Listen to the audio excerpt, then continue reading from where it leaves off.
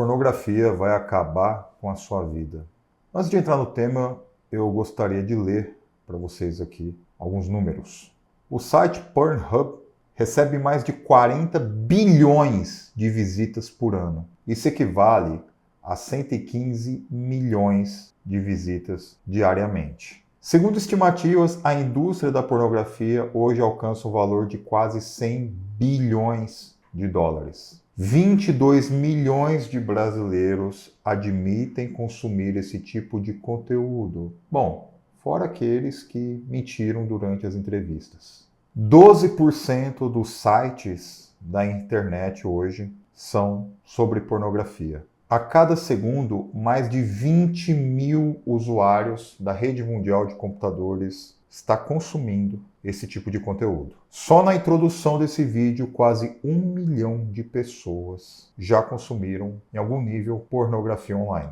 Bom, outros homens não estão consumindo esse tipo de conteúdo, pelo contrário, estão como você, consumindo, ao menos nesse momento, um conteúdo que vai aumentar os seus níveis de desenvolvimento pessoal. E isso significa, pelo menos ao meu ver, distanciamento desse tipo de conteúdo, não por falso moralismo, mas talvez por uma necessidade real. Fica comigo até o final desse vídeo para a gente ter uma conversa franca, sincera e madura sobre esse assunto. Eu sou Orlando Costa e esse canal é para homens e pró-homens. Se inscreva, ative o sininho para as notificações se você deseja se desenvolver realmente. Muitos de nós homens fomos educados sexualmente por meio do consumo de pornografia, infelizmente. Eu sou nascido no ano de 1980 redondo, né? E eu me lembro, na década de 90, nós frequentávamos as locadoras de filmes. Quem é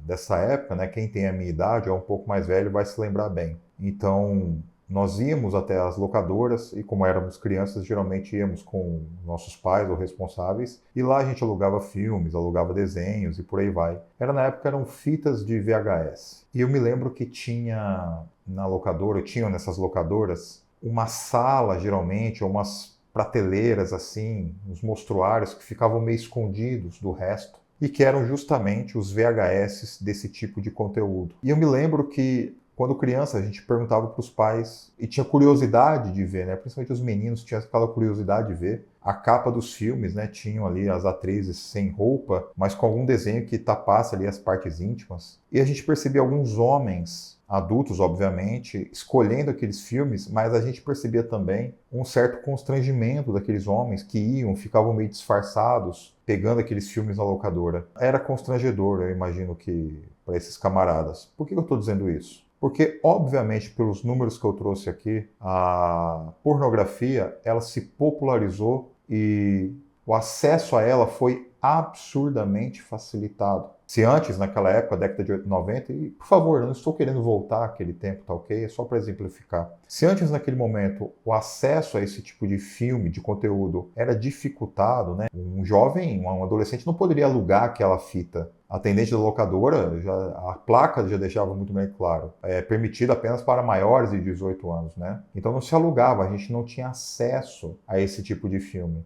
Nessa época, o auge para nós, enquanto adolescentes que estávamos descobrindo a sexualidade, né? Estávamos ali, de certa forma, curiosos acerca da sexualidade, do corpo feminino. E aqui eu estou falando de quando tínhamos 12, 13, 14 anos, né? Pra gente, quando era possível, por meio de algum filme, né, que passava de madrugada em alguns canais da televisão, ver algum seio, né, a amostra de uma atriz, ainda que de uma maneira velada, disfarçada, pra gente era o auge, né, do estímulo. Presta atenção nessa palavra. O estímulo ali pra gente era o auge. Nossa, eu vi os seios dela, né? E como que é hoje? Eu sei que talvez você seja mais novo, você deva até estar achando graça disso tudo, né? Mas o que eu quero dizer é que o estímulo mudou, a facilidade mudou, a fartura desse conteúdo ficou completamente disponível. Então qualquer garoto, a não ser que os pais consigam colocar determinadas travas no celular, não é? Bloqueio de conteúdos, melhor dizendo.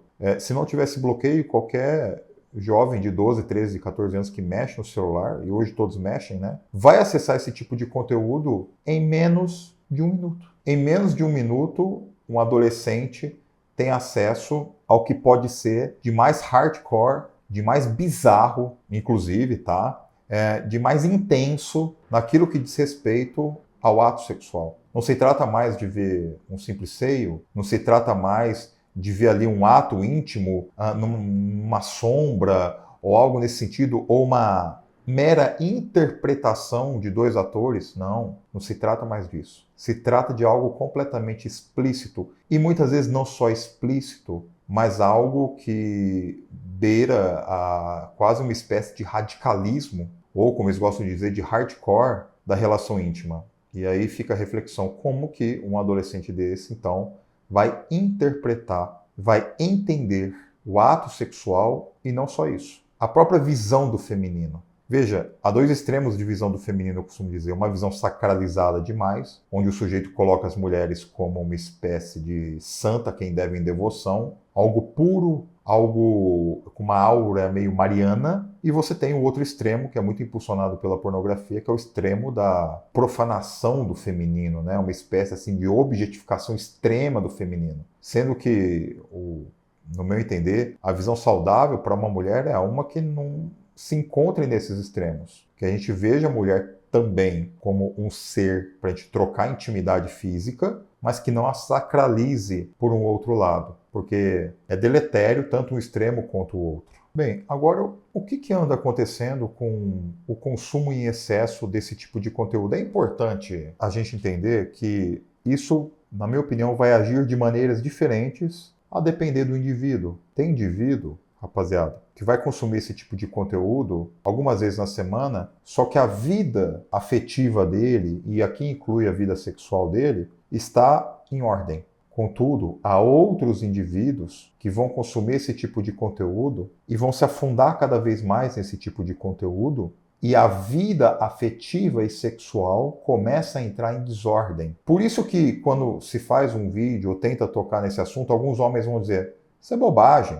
Eu vejo esses filmes desde quando eu era adolescente e nunca tive problema de ter afeto com as mulheres, de me relacionar com as mulheres, de ereção ou de qualquer outra desordem da minha intimidade. Só que muitas vezes nós olhamos para o mundo por meio do nosso umbigo. Eu sei que tem caras que não vão ter problema nenhum consumindo esse tipo de conteúdo, e também do ponto de vista moral ou religioso, quiçá, para ele não tem problema nenhum. Enquanto para outros homens, o consumo desenfreado desse tipo de conteúdo vai gerar problemas reais. Bem, então eu tenho homens que não vão ter problema consumindo esse tipo de conteúdo e homens que vão ter problema consumindo esse tipo de conteúdo. A questão que fica é, quem é que vai arriscar? Quem é que vai arriscar para saber que tipo de homem que é? Veja, eu hoje com quase 44 anos no momento que eu gravo esse vídeo, né, há poucos dias de completar 44 anos, eu tive diversos amigos, conheci muita gente, tive vários ciclos de amizade. E sabe o que é curioso? Só fazendo um paralelo aqui, mas longe de querer igualar, não é essa a ideia, tá? Eu vi na minha adolescência que aqueles adolescentes de 15, 16 anos faziam uso, por exemplo, de maconha. Ah, mas é normal, tá experimentando, faz parte da adolescência, esse momento de rebeldia e etc. Olha, mas muitos, depois de usar maconha, foram para outras drogas. E aquele sujeito que teria um futuro bom, porque tinha toda uma estrutura familiar boa, classe média alta, por exemplo, acabaram fazendo uma alteração de rota, muito possivelmente em função da droga e de tudo aquilo que a cerca, como deveria ter feito. Longe aqui de querer dizer como deve ser o destino das pessoas, mas a gente não sabe como determinados elementos que mexem em determinados sistemas de recompensa do nosso cérebro vão atuar no indivíduo. Sabe por quê? Porque cada indivíduo é único. E cada indivíduo responde de uma forma. Então, naquele momento, na época onde eu tinha 14, 15 anos, com aquela turminha que andava de skate ali pelo bairro, muitos se perderam, outros não. Apesar de todos praticamente terem experimentado, terem vivido essa fase de rebeldia. Mas não dá para adivinhar como vai saber, porque o indivíduo, o ser humano, ele é multifacetado. Tem uma gama de variáveis que tem a ver com genética, que tem a ver com sistema familiar, que tem a ver com as questões que esse indivíduo viveu ao longo da vida dele, desde a formação no útero da mãe até a fase de adolescência, que vão determinar determinados tipos de rumo na vida dele. E o consumo da droga naquele momento poderia ser decisivo em um determinado rumo que o sujeito ia tomar. Infelizmente, eu vi alguns, inclusive, sendo até presos. Um sujeito ali que tinha tudo para se tornar um grande profissional, um homem de bastante relevância, porque tinha toda uma estrutura familiar. Por que eu me estendi um pouco aqui? Eu peço perdão por isso. Eu não quis deixar o vídeo maçante e nem te deixar, de certa forma, em tédio com as minhas palavras. Eu quis alongar um pouco para dizer para você que alguns terrenos são um pouco perigosos da gente pisar porque a gente não sabe o que vai acontecer. E talvez, eventualmente, hoje um sujeito que enfrenta um problema real em função do uso excessivo desse tipo de conteúdo, se ele pudesse voltar lá atrás, ele não teria consumido pela primeira vez. Só que, como eu disse, hoje nós estamos absurdamente expostos a isso. É uma luta desigual. Como que a gente vai resistir a esse impulso, sendo tão fácil, estando ali nas nossas mãos, com os hormônios à flor da pele na fase da adolescência? O que se sabe é que o consumo da pornografia, ele mexe com alguns sistemas de recompensa, com alguns neurotransmissores, e aqui eu não sou neurocientista, eu não pretendo ficar dando nomenclaturas e nem explicando como esse tipo de coisa atua no cérebro, porque vocês já vão encontrar bastante gente super competente falando sobre isso. Mas o fato que a gente tem visto é que agora alguns homens já não conseguem mais ter relação íntima com uma mulher comum. Porque veja, aquela mulher que trabalha nesse tipo de indústria, entenda, esse tipo de indústria, ela entrou porque quis, ela tá rica porque quis, se deu bem. Se você pega essa mulher que faz esse tipo de filme com 45, 50 anos de idade, que passou uma vida fazendo isso, ou que passou muitas vezes uma vida se prostituindo, olha no olho dessa mulher. Você vai identificar um vácuo, um vazio. É como se ela não tivesse mais alma. Eu sei que é algo meio místico, mas se você reparar, causa uma estranheza. Eu acho que, para quem acredita que há algo além apenas dessa matéria, e não peço para que você acredite nem nada disso, até porque eu também tenho as minhas dúvidas, sou um ser humano comum, mas para quem acredita, perceba que há uma espécie de corrosão da alma. Há um tempo, salvo engano, foi a Netflix, soltou um documentário sobre uma atriz da década de 90, Pamela Anderson. Na verdade, ela não fazia uma série pornográfica nem nada, mas a sensualidade dela era muito explorada e a vida dela foi muito voltada a essa exposição. Ela se casou com um músico de uma banda de rock e teve passagem com o uso de droga, de vídeos que foram vazados com a intimidade deles. E eu assisti aquela mulher que na época era maravilhosa, deslumbrante, o sonho de consumo de todo jovem homem daquela época, um símbolo sexual da década de 90, mundialmente famosa. Eu vejo uma mulher que era quase uma senhora, parecia sem vida, um olhar distante, uma coisa estranha, eu não conseguia explicar, eu apenas sentia aquilo. O que eu quero dizer é que essa indústria ela é degradante para as atrizes também,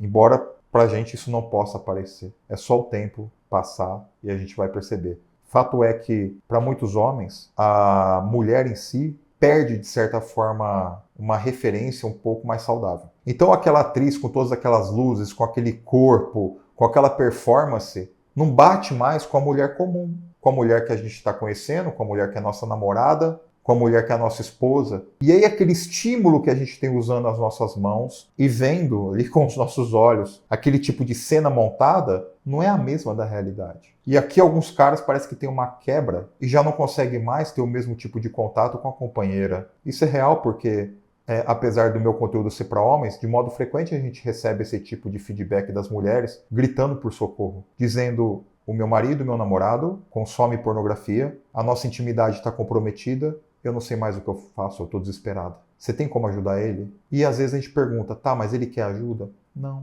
é a mulher que está buscando ajuda por ele. Pro cara, às vezes está tudo bem. E por vezes ele quer ajuda, só que ele tem vergonha. Ainda é muito vergonhoso para nós homens falarmos sobre isso. Eu consumo e eu estou com problemas. Então, um primeiro problema que a gente vê é esse descolamento da imagem da mulher. A mulher real já não tem a mesma graça. A mulher real já não me oferece o mesmo estímulo, até porque, presta atenção que isso é importante, o ato sexual ele deixa de ter uma conotação de envolvimento e celebração de uma intimidade maior entre um casal. Ele passa a ser só algo mecânico e genitalizado. Porque o filme pornô é isso. O filme pornô ele não tem afeto. O filme pornô ele é mais animalesco. E no meu entendimento hoje, praticamente convencido disso, o ser humano é muito mais do que um animal. A intimidade de um casal ela é muito mais prazerosa e rica quando ela vem para unir algo maior. É uma intimidade de afeto, é uma intimidade de amor, é uma intimidade de companheirismo. E não somente genital com genital. Apesar disso ser muito prazeroso também. Só que a pornografia, ela fica restrita a isso e dando super estímulos a isso. E aquele filme que antes era de um homem e de uma mulher, passa a não ser mais suficiente. E aí o sujeito, ele vai radicalizando o consumo para ter o mesmo tipo de estímulo que ele tinha antes. Ou seja, houve uma adaptação do estímulo que ele tinha no começo e que agora ele precisa de doses, talvez cada vez maiores, para poder satisfazer e ter o mesmo estímulo que ele tinha lá no começo ou o mesmo nível de prazer. Então, para muitos caras, a essa altura, a mulher de verdade, a mulher real de carne e osso, já não responde da mesma forma. Fato é que muitos homens já estão se ligando nisso. Fato é que muitos homens já estão procurando ajuda para isso. Isso é ótimo. Você não precisa sair escancarando, falando para todo mundo. Você pode buscar uma ajuda psicológica, uma psicoterapia ou até mesmo um psiquiatra, se a questão da pornografia estiver ocultando questões ainda mais profundas na sua psique. A pornografia seja, vamos assim dizer, a ponta do iceberg. Por baixo tem outras coisas, outras fugas, outras questões ocultas que você nem mesmo conhece, nem mesmo se dá conta. E talvez uma psicoterapia mais profunda consiga achar alguma raiz ou raízes que agora desembocam nessa busca desenfreada por esse tipo de conteúdo. Bom, num vídeo como esse não tem como se avaliar isso, concorda comigo? Isso é muito, presta atenção, individual. A receita que dá certo para um não dá certo para outro. O trauma que um tem não é o mesmo que o outro tem. O cérebro de um, o funcionamento de cérebro de um, não é o mesmo do cérebro de outro, assim como a personalidade. Mas algumas pequenas sugestões que nós podemos dar. Se você reparar, muitas vezes você consome em um determinado tipo de horário e momento. Eu estou em casa, naquele momento, na hora que eu chego de tal lugar, eu estou sozinho, estou com o celular na mão, alguma coisa. É preciso, então, que vamos supor que você faça isso todos os dias, 7 vezes na semana.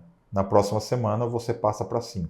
Não estou falando para você tirar de uma vez. No dia em que você não for fazer, você vai colocar uma outra atividade no lugar. Você vai correr, vai fazer musculação, não vai para casa naquele determinado momento. Orlando, eu tenho uma certa religião. Você vai orar, ou seja, você vai desviar o seu foco atencional.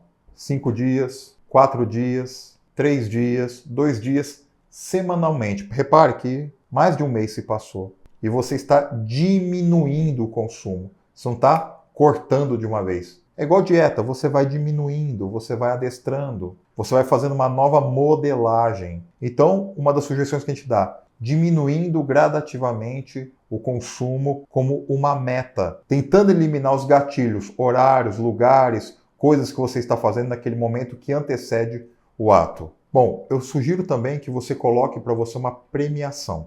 Olha, nessa semana, ao invés de consumir 7 vezes, eu marquei como meta consumir 5 vezes. Eu cheguei na semana, consumi 5 vezes e agora eu vou me dar uma premiação. Talvez você possa sair, comer alguma coisa que você gosta, ou praticar um hobby, ou comprar alguma coisa nova para você, uma roupa legal, um perfume legal, ou seja, como mérito, ou seja, eu consegui bater a meta e eu agora sou premiado por conseguir bater a meta. Isso vai te incentivar a continuar neste caminho de batalha contra a pornografia. Vamos começar a substituir alguns hábitos. Lembra que eu te falei que em determinado momento, do dia você está ali ocioso e de repente você pensa, não, vamos colocar uma outra atividade. Uma atividade física seria ideal. Correr, fazer musculação, praticar um esporte coletivo, Se você, por exemplo, tem mais algum amigo que está passando por isso, eu sei que isso aqui não é tão fácil que eu vou falar, mas quem sabe? Vamos combinar uma meta com ele. Falar, cara, vamos fazer isso juntos? Vamos combinar isso juntos? Vamos dar um apoio um para o outro? E se você escorregar, não precisa se chicotear. Apenas volte de onde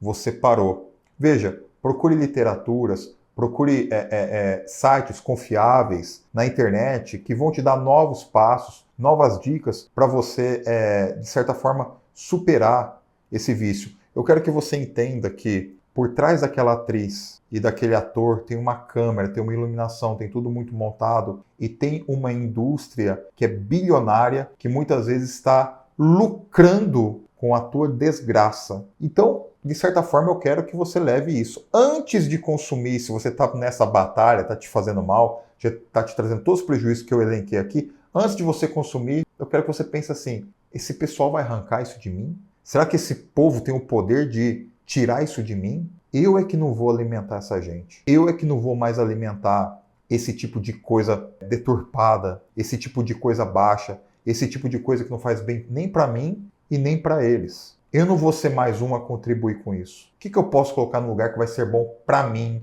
vai ser bom para minha família, vai ser bom para minha saúde e substituir? Começa a fazer, quando você tiver vontade, eu quero que você pense em todo esse cenário deturpador que eu trouxe aqui. Porque ele não é um cenário irreal. Ah, Orlando, você está inventando uma historinha para eu ficar com medo. Não, esse cenário é real. É isso que há por trás dessa indústria que mexe com os seus sentidos, que mexe com os seus estímulos e faz crescer em termos de dinheiro, em termos de renda, algo que tem um monte de, com perdão da palavra, desgraça por trás. Como, por exemplo, pedofilia, como, por exemplo, abuso, e como, por exemplo, destruição do teu namoro, do teu casamento e de você mesmo, da tua dignidade como homem. Assista esse vídeo quantas vezes for necessário. Olha, eu não estou na posição de padre, nem de pastor aqui, nem de bancar o falso moralista. Eu estou na posição aqui de um mentor que também consumiu já esse tipo de conteúdo, que também já teve contato, obviamente, com esse tipo de conteúdo, como qualquer outro homem, e que agora está numa posição de trazer esse tipo de informação